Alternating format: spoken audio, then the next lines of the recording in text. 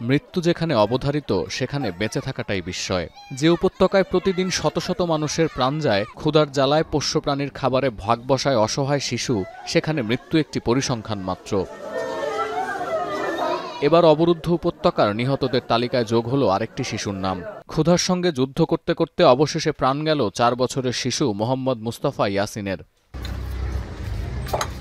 গেল 11 সপ্তাহ ধরে বুলেট বোমা বাদ দিয়ে ক্ষুধা নামক এক অস্ত্র দিয়ে গাজাকে জনশূন্য করে দেওয়ার এক নোংরা খেলায় মেতেছেন ইসরায়েলি প্রধানমন্ত্রী। তার বিভৎস এই নীতির শিকার হয়ে না খেতে এরই মধ্যে প্রাণ গেছে অর্ধশত শিশুর।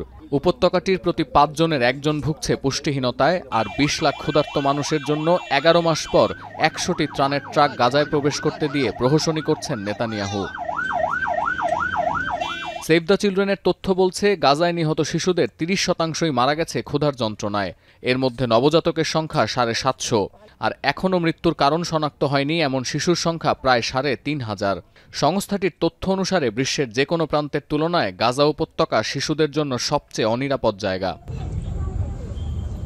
এদিকে গেল শুক্রবার খান ইউনিসের 2 জন চিকিৎসকের বাড়িতে হামলা চালায় ইসরায়েল। এতে এক নারী চিকিৎসকের 10 সন্তানের মধ্যে 9 সন্তানই নিহত হয়।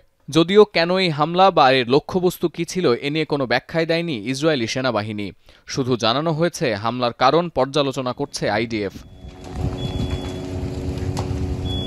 যদিও কপালের জেরে হামলার কবল থেকে বেঁচে যায় আলা আল নাজ্জার নামের ওই ব্রিটিশ নারী চিকিৎসকের স্বামী ও পুত্র।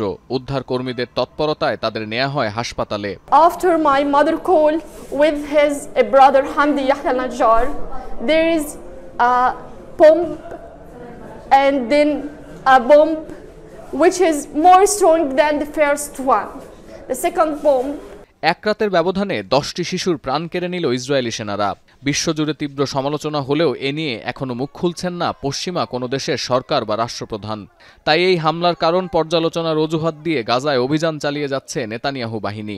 তোয়াক্কা করতে হচ্ছে না কোনো আইন বা বিধিনিষেধের। সতীর্থ কর্মকার, এখন বিশ্ব। কালার এক্সপার্ট, জর্জ স্যাপ এবং মাইল্ড অন হ্যান্ডস টেকনোলজি সমৃদ্ধ অরিক্স ক্রিস্টাল ওয়াশ আপনার লন্ড্রি এক্সপার্ট।